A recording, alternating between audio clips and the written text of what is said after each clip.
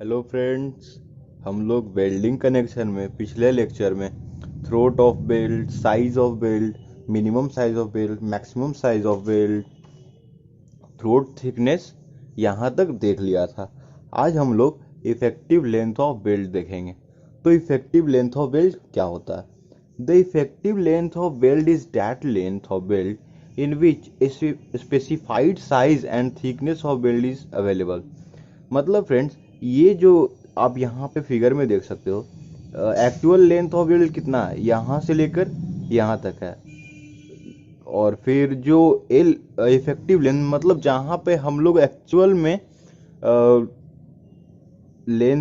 Length में हम लोग वेल्डिंग करते हैं, वो होता है एल इफेक्टिव। तो यहाँ से यहाँ तक ही हम लोग करते हैं।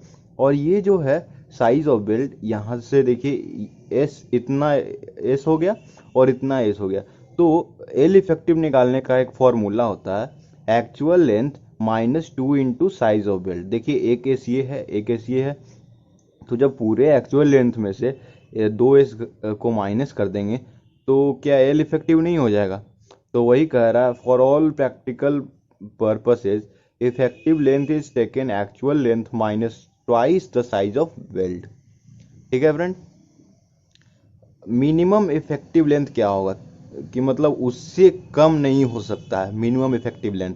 Minimum effective length of weld should not be less than 4 times the size of weld. L effective minimum should not be less than 4 times the size of weld. ठीक है फ्रेंड्स। तो फ्रेंड्स, मेन मोटो हम लोग का L effective जानने का यही है कि कभी कभी क्या होता है, हम लोग जो जहाँ पे वेल्डिंग कर रहे हैं वहाँ पे एक्चुअल लेंथ के बजाय एल इफेक्टिव, मतलब इफेक्टिव लेंथ को ही प्रोवाइड करके वेल्डिंग करके हमारा जो स्ट्रेंथ जो चाहिए होता है, अचीव करना होता है, वो हम लोग को स्ट्रेंथ उसी इतना ही में मिल जाता है। अब फ्रेंड्स, नेक्स्ट क्या है? Effective area of belt. Effective area निकालना है। तो एरिया क्या होता है? Length into breadth. अगर ये ऐसे देखा जाए तो अगर देखिए, मान लीजिए ये एक बिल्डिंग किया हुआ है, ठीक है। यहाँ पे एक बिल्डिंग है। तो यहाँ पे, यहाँ से यहाँ तक तो थ्रोट थिकनेस हो जाएगा और ये इसका लेंथ हो जाएगा। पूरा जो लेंथ होगा उसको एल इफेक्टिव, अगर इफेक्टिव लेंथ के देखा जाए तो, क्योंकि हम लोग इफेक्टिव एरिया देख रहे हैं, चलते इफेक्टिव लेंथ के टर्म में ही इसको सॉल्व करेंगे। तो इफेक्टिव एरिया ऑफ बिल्ड क्या होगा? Effective length into throat thickness. अब थ्रोट थिकनेस ही क्यों ले रहे हैं? थ्रोट थिकनेस इसलिए ले रहे हैं क्योंकि सबसे वीक, मैंने बताया था, रुकिए पिछले लेक्चर को मैं दिखा देता हूँ। Throat is the weakest section in the belt. Throat क्या है? सबसे वीकेस्ट सेक्शन है। तो अगर थ्रोट पे, अगर इफेक्टिव एरिया जो हम लोग निकाल रहे हैं, अगर थ्रोट पे निकल के अगर जो स्ट्रेंथ हम लोग फाइनली निकालेंगे, अगर उतना निकल जाता है और उससे स्ट्रेंथ हम लोग का सही सही होता है और वो फेल नहीं करता है वो मेंबर, तब इसका मतलब क्या है कि वो सही है। अगर हम लोग उससे ज़्यादा, अगर थ्रोट से ज़्यादा अगर जो भी लेते हैं, तो अगर उसमें, तो अगर निकालते हैं, अगर उसमें सही हो जाता है और थ्रोट में अगर मान लीजिए अगर फेल हो जाएगा, तो हमारा जो न्यूमेरिकल हमने सॉल्व किया वो तो गलत हो जाएगा। इसीलिए सबसे पहले हम लोग क्या करते हैं? थ्रोट थिकनेस पे निकालते हैं। Effective length into throat thickness, L effective into TT, इसको टीटी से करते हैं। तो ये हो गया हमारा इफेक्टिव एरिया ऑफ वेल्ड। अब स्ट्रेंथ ऑफ फिलेट वेल्ड क्या होता है? A fillet weld fails in shear as it is weak in shear as compared to other modes of failure. तो फ्रेंड्स, यहाँ पे क्या कह रहा है, जो फिलेट वेल्ड होता है नॉर्मली वो शियर, वो किस चीज में फेल करता है? शियर में। As it is weak in shear, क्योंकि वहां पे शियर तो कमजोर होता है ना, as compare to other modes of failure. जो भी अदर मोड्स हैं फेल्योर के, उनका अगर देखें तो आगे क्या है? स्ट्रेंथ ऑफ फिलेट वेल्ड निकालने का फॉर्मूला क्या है वो देखते हैं। तो the strength of fillet weld is given by, formula देखिए, P is equals to tau B F into L effective into throat thickness. क्या है friend? Tau B F, tau B F permissible shear stress in the weld, और L effective effective length, T T throat thickness, जिसका formula मैंने बताया था के into S, और जहाँ पे के कांस्टेंट है। फिर एस क्या है? Size of build. के जो है हम लोग का जो एंगल दिया रहता है दोनों के बीच, वो देखिए 60 डिग्री से 90 डिग्री, तो 0.7, और वही सब ज़्यादातर 0.7 के लिए ही हम लोग सॉल्व करते हैं। तो यहाँ तक है, और एस तो साइज ऑफ वेल्ड होगा ही। अब देखिए एंड रिटर्न क्या होता है। The ends of the fillet weld are turn around the corner. इसमें क्या करते हैं, जो फिलेट वेल्ड जो यहाँ पे यहाँ तक हम लोगों ने प्रोवाइड किए हैं, और इसको थोड़ा सा और इधर एंड की तरफ बढ़ा दिए, एंड से थोड़ा सा आगे। तो the turn around portion of the fillet weld is known as end return. वही जो टर्न अराउंड पोर्शन है, जो ये है और ये है, इसी को कहते हैं and return. The end return should not be less then twice the size of weld.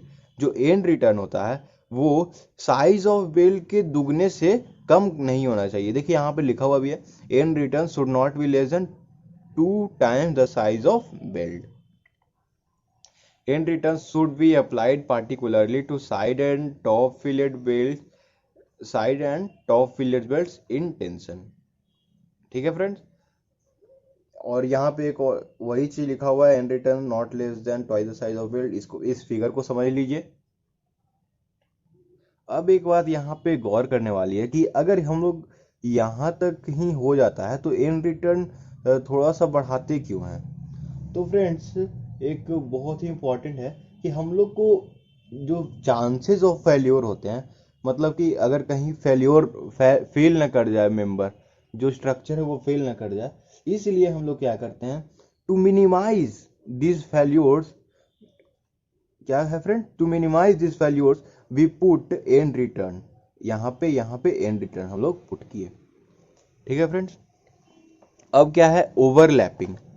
Overlapping क्या होता है, तो जब दो मेंबर है, एक ये मेंबर है और एक ये मेंबर है, इसको जो हम लोग ओवरलैप करा, तो मतलब यहाँ से लेकर यहाँ तक का जो डिस्टेंस है उसे कहते हैं overlap. The overlapping of members in lap joint should not be less then 5 times the thinner member.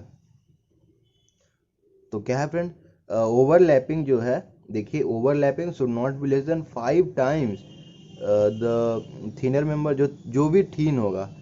तो यहाँ पे अगर मान लीजिए टी ये वाला थीन है, अगर ये थीन है तो 5T हो जाएगा, और अगर ये वाला थीन है नीचे वाला जो है मेंबर वो, तो 5T1 हो जाएगा। जो भी कम ज़्यादा हो, अगर कम होगा जो उसके साथ 5T1 कर देंगे या 5T कर देंगे। ओवरलैप में बस इतना ही था। अब side fillet weld. Side fillet weld क्या होता है, ये सब जो भी मैंने डेटा लिख रखा है, ये सब IS कोड में लिखा हुआ है। तो अब साइड फिलेट वेल्ड देखते हैं क्या होता है। The length of side fillet weld in case of lap joint के केस में should not be less than the perpendicular distance between them. क्या कर रहा है फ्रेंड, एक ये fillet weld, side fillet weld क्या होता है, इधर इधर प्रोवाइड करते हैं, तो यहाँ पे और यहाँ पे इन दोनों के बीच का जो डिस्टेंस है h, यहाँ पे देखिए h जो डिस्टेंस है उससे कम नहीं होना चाहिए। वही कह रहा है, the length of side fillet weld in case of lap joint should not be less then perpendicular distance between them. क्या कह रहा है, d जो यहाँ से यहाँ तक का जो हम लोग साइड फिलेट वेल्ड का जो लेंथ लिए हैं d जो कभी भी h से कम नहीं होना चाहिए, मतलब यहाँ से यहाँ की दूरी से कम नहीं होना चाहिए। The perpendicular distance between the side fillets should not be more than 16 times the thinner member connected। अब एक और बात यह है कि जो h है हमारा, जो इन दोनों के बीच का जो परपेंडिकुलर डिस्टेंस है, साइड फिलेट्स के बीच जो ये डिस्टेंस परपेंडिकुलर है, वो डिस्टेंस कभी भी 16 times thickness of thinner plate से कम नहीं होना चाहिए। ठीक है फ्रेंड्स, मतलब 16 टाइम्स, देखिए h ये साइन, मतलब इससे ज़्यादा नहीं होना चाहिए, should not be more than 16 गुना से, मतलब कि समझिए 16 प्लेट इस तरह का रखा जाएगा, थिनर प्लेट, और उतना का लेंथ जो हम लोग का आएगा उससे ज़्यादा नहीं होना चाहिए, कभी भी होगा तो उससे कम। अब दूसरा नेक्स्ट क्या है फ्रेंड्स, इंटरमिटेंट और डिसकंटिन्यूअस बेल्ट। ये भी एक बहुत ही इंपॉर्टेंट है। यहाँ से फिगर एक बार देख लीजिए ताकि समझने में परेशानी ना हो। ये सब देखिए, इंटरमिटेंट फिलेट वेल्ड होता क्या है? Intermittent fillet welds are provided when the length of weld required to transfer calculated stress is less than the continuous length of joint। क्या कह रहा है? जो हम लोग को लेंथ प्रोवाइड करना है वेल्ड का, यहां से यहां तक देखिए, अगर कोई मेंबर है उसको यहां से यहां तक में हम लोग को ज्वाइन करना है, लेकिन जो required length of weld required है वो हम लोग को इतना में तो करना है, लेकिन अगर हम लोग को इतना ही में स्ट्रेंथ प्रोवाइड हो जा रहा है तो हम लोग फालतू का उतना करके क्या करेंगे? तो इसलिए यहाँ पे लिखा हुआ है कि when the length of weld required to transfer calculated stress is less than continuous length of joint, कि मतलब अगर हम लोग को इतना इतना प्रोवाइड करके ही जो स्ट्रेस, जो कैलकुलेटेड स्ट्रेस चाहिए, जो स्ट्रेस चाहिए उस ना करके ये ऐसे ऐसे करके ही मिल जा रहा, तो हम लोग फालतू का खर्च क्यों करें? क्योंकि हम लोग को तो इकोनॉमिकल बनाना होता है, और अगर पूरे में कर देंगे, ज़्यादा दूर तक करना है तो फिर तो प्रॉब्लम हो जाएगा। तो इसलिए हम लोग नहीं करते हैं। These are provided in small length with spacing in between. वही कि these are provided in small small length with spacing, ये जो है spacing in between. Any length of intermittent weld should not be less than the 4 times the weld size और 40 mm। क्या कह रहा कि 40 mm या length 4 times the size of weld, weld के साइज से 4 टाइम्स या 50 mm, इन दोनों में से जो भी बड़ा होगा उसको लेंगे। तो इससे 4 टाइम्स से कम नहीं होना चाहिए, और 40 mm। अब देखेंगे कि कौन सा बड़ा आ रहा है। जब ये करेंगे हम लोग 4 टाइम्स वाला कर लेंगे, और 40 mm तो था ही, तो अगर 4 टाइम्स मान लीजिए 41 आ रहा है और ये 40 है, तो हम लोग 41 को कंसीडर करेंगे। अब नेक्स्ट क्या है? The clear spacing between two length of intermittent welds should not exceed 16T for tension and 12T for compression। तो ये देखिए, कभी भी कंप्रेशन क्या होगा? ऊपर जब होगा तो हमारा कंप्रेशन होगा, और नीचे जब होगा तो टेंशन होगा। तो क्या वही कह रहा है 16T, सॉरी यहाँ पे 16T और यहाँ पे 12T। तो 12T से ज़्यादा नहीं होना चाहिए, और कॉम्प्रेशन में 12T से ज़्यादा नहीं होना चाहिए, और टेंशन में कितना फ्रेंड्स? 16T से ज़्यादा नहीं होना चाहिए।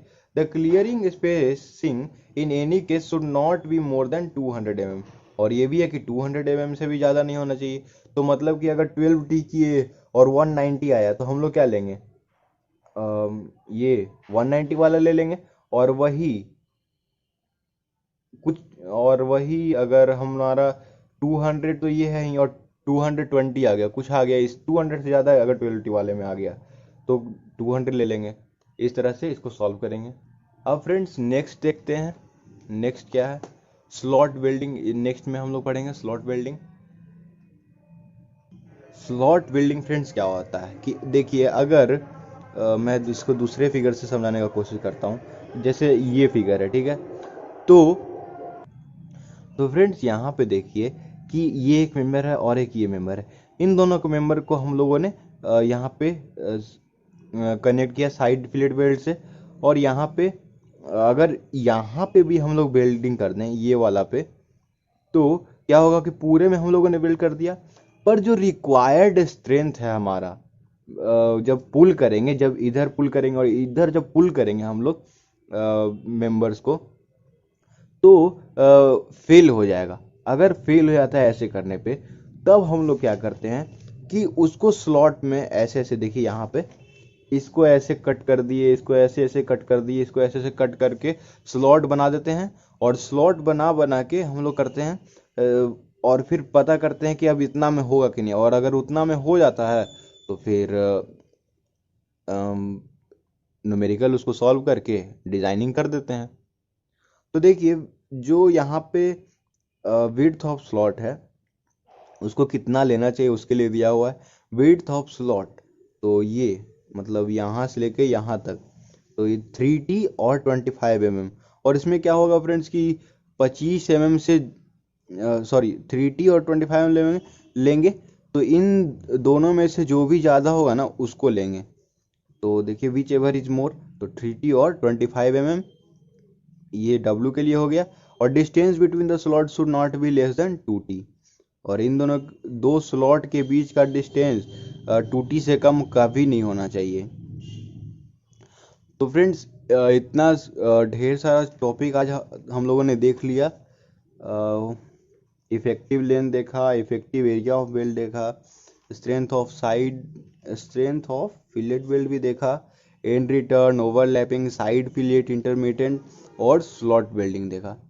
तो फ्रेंड्स आज के लिए इतना ही। अब अगले लेक्चर में मिलते हैं फ्रेंड्स, और अगले लेक्चर में हम लोग steps for design of fillet weld देखेंगे और उसमें कुछ कुछ न्यूमेरिकल भी बनाएंगे।